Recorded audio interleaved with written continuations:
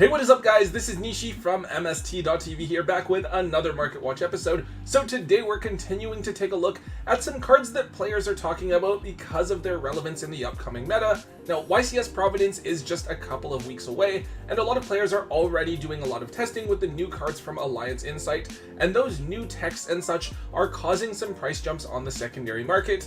But also keep in mind we have three really relevant contenders coming out of Justice Hunters eventually, and they are dominating over in the OCG, with K9, Dragontail, and Yummy decks all being really strong strategies, and people are of course picking up cards in anticipation for those decks as well. Let's get started. Alright, kicking things off, let's talk about Dominus Impulse. So Impulse is actually one of the craziest hand traps in the game, as something you can use either going first or second from your hand to negate an effect that special summons a monster, but it locks you out of light, earth, and wind effects for the rest of the duel. Now obviously not every single deck is going to be able to use this, but Malice is a strategy that gets a big boost from Alliance Insight that basically runs all dark monsters, and players are looking at using Impulse in that strategy. Not only does this card help to play through something like Nibiru, but it is useful in a ton of meta matchups as well, as it can stop Malice monsters from being summoned back from the banished pile in the mirror match.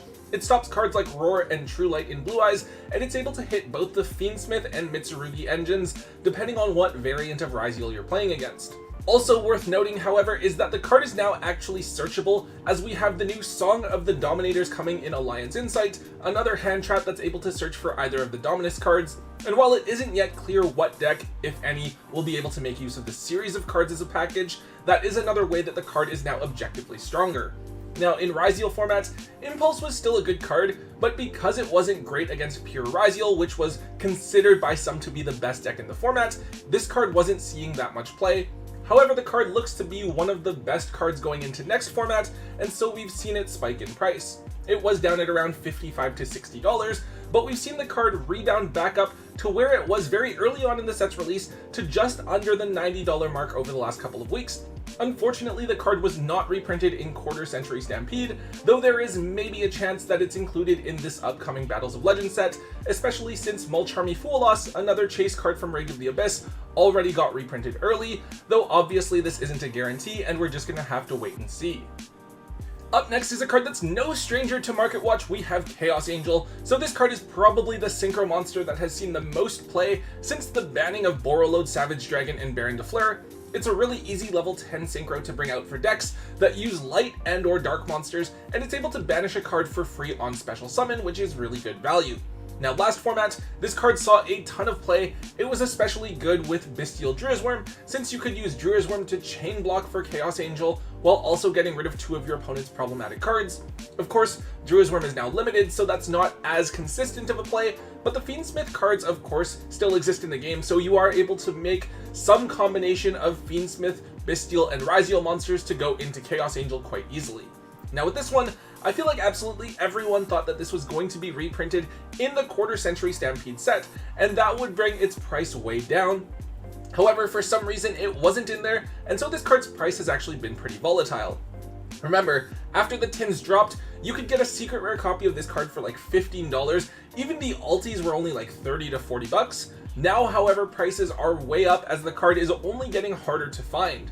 The ultimate rares from OTS 24 have bounced back up to between $55 and $60 each, while either of the secret rare printings is going to cost you between $40 and $45.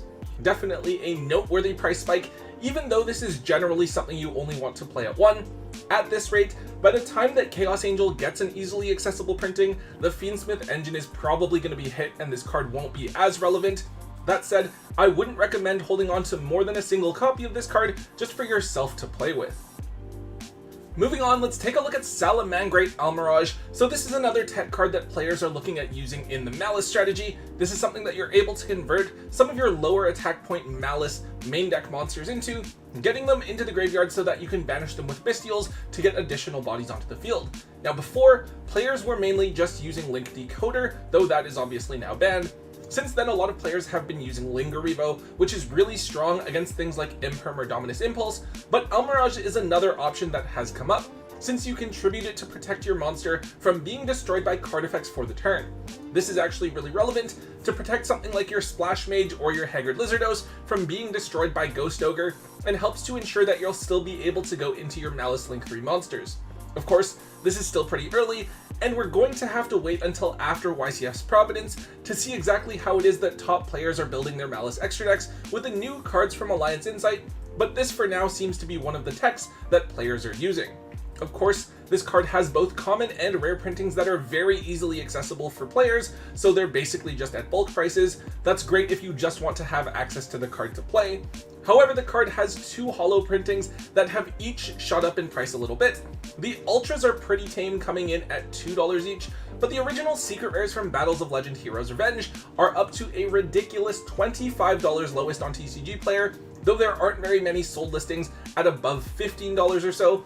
Definitely a pretty crazy one. If you don't mind playing with some of those lower rarities, I would definitely recommend moving to secret rares if you have any, because $25 for a copy of Almarrage is well above this card's previous all-time high.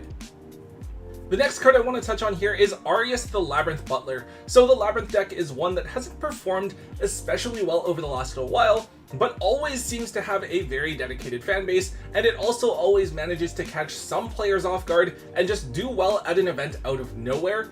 Most recently, I believe it was at YCS Houston, where the deck actually made it to the top 8, and that was a furniture build. I know a ton of players were super excited to see that. Arius is a really strong card for the furniture builds. You can send this card from your hand or field to the graveyard to set a normal trap from your hand that can now be activated this turn, and it's also something that can consistently be brought back to the field if your opponent responds to your normal trap cards or labyrinth cards. That said, the Labyrinth deck is actually relatively cheap, as I believe everything in the deck has been reprinted. However, with Big Welcome Labyrinth just getting a reprint in Quarter Century Stampede, some players are looking for the next card to buy up from the strategy with the fewest printings available, and that ends up being Arius. Arius was a secret rare in Age of Overlord, and then got another secret rare printing in the tins from last year. This is a card that for the last few months has only been around $8 to $10, but over the last few weeks has shot right up to between $20 and $25 for either secret rare printing. Definitely check to see if you have any of these lying around, because I feel like it was really easy to not get too excited about these when the tins dropped last year, and look to see if you can move them while there's at least a little bit of hype around the deck. Next up, we have Herald of the Arclight, and here we're specifically taking a look at the Quarter Century rarity. So Arclight is a really strong generic synchro monster. I feel like for the most part, people know this card as the one that searches for a ritual monster or spell when it's sent to the graveyard. However, the card is currently seeing a ton of play in the OCG because it's a go-to card for the Yummy strategy. The Yummy deck uses a lot of lower level monsters in order to spam the field, and they are quite vulnerable to something like Nibiru. However, Arclight is an omni-negate while it's on the field, as it can negate spells, traps, or monster effects. Typically, they will use Martial Metal Marcher to revive a level 1 and make this card who lets you combo off a little bit more freely. Of course, this isn't perfect, but it seems that this is how players in the OCG have chosen to play the deck, as a lot of top deck lists in Japan actually choose to even run 2 copies of this card in the extra deck. Fortunately, this card was in Rarity Collection 1, so you can get a lot of nice rarity printings for quite cheap, and if you just want to grab a copy of the card, a Super or an Ultra should be really easy to find. However, the QCR printing is actually currently at an all-time high. I do think that at one point, this card was around $15 back when Voiceless Voice was using it, but the card had fallen off quite a bit because Voiceless Voice wasn't really that meta relevant. Now, however, the QCR printing is actually all the way up at $25 each, and that's even without the Yummy cards even being available here. This is definitely something to keep an eye on as we approach the release of Justice Hunters, as the Yummy deck will definitely be popular once we get the cards here in the TCG. Another card related to the Yummy strategy, we next have Pirius Map. So this is a normal spell that you can only activate at the start of your main phase 1. It lets you search for a monster with 0 attack points, but then you lose half of your life points as well. However, you have to normal summon that monster that you search, or else you can't activate the added monster's effects. So this stops this from just being a searcher for one of the many hand traps that has 0 attack points like Effect Veiler or Ash Blossom. So Pirius Map is a card that has come out as a very popular tech choice for the Yummy deck over in the OCG, as it's able to search for Cupsy, which in turn can search for any Yummy card from the deck on normal summon.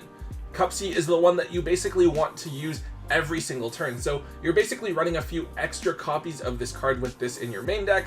Pirius Map is a card that feels like it should be really strong, but actually hasn't seen that much competitive play over the years. I believe it was used in a couple of early Yubel builds, but hasn't really seen play since then.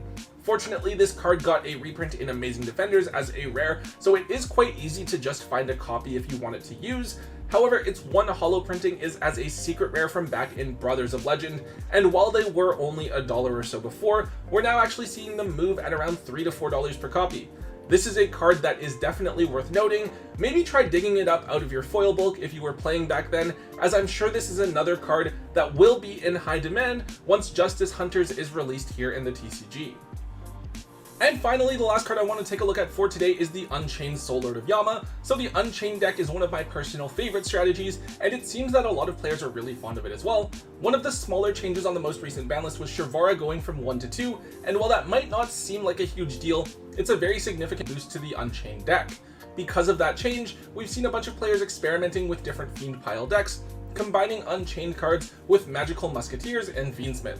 Yama is one of the most important cards for the deck, as you can make it with any 2 Fiends, and it searches for an Unchained monster on summon. You can also banish it from your graveyard when a card is destroyed to special summon a Fiend from your hand or graveyard. Back in Unchained format, this card was among the more expensive Ultras to come out of Duelist Nexus, but after Shavara got hit to 1, the card didn't see nearly as much play. It was a one-of for some Yubel builds, but it wasn't something that players were running in multiples anymore. As a result, when the card got reprinted as a secret rare in the 2024 tins, either version of the card was coming in at only $3 to $4. Now, however, since the most recent ban list, both versions have actually shot up in price, and they now sit at $15 per copy. Early on in this format, despite receiving Shavara back, Unchained and the Fiend Pile deck haven't really done anything competitively, so it's looking like they won't be relevant anytime soon, especially with so many other decks getting additional support. However, this card is still worth setting aside out of your bulk and bringing it to locals, since it's a very popular card that casual players will still want to pick up and play with. Alright guys, that is all I have for today's episode. I've definitely been trying to keep up with like Dragontail, K9, and Yummy over in the OCG, because it's looking like those 3 decks are really taking over, but of course the format could look really different by the time we receive the set here, and we don't even have the cards from Alliance Insight yet, and that's definitely going to be a game changer as well. Anyways guys, if you did enjoy today's Market Watch episode, make sure you hit that thumbs up button for me. Make sure you leave a comment in the comment section down below. Hit subscribe if you haven't already. And until next time guys, don't forget to hold on to your MST.TV.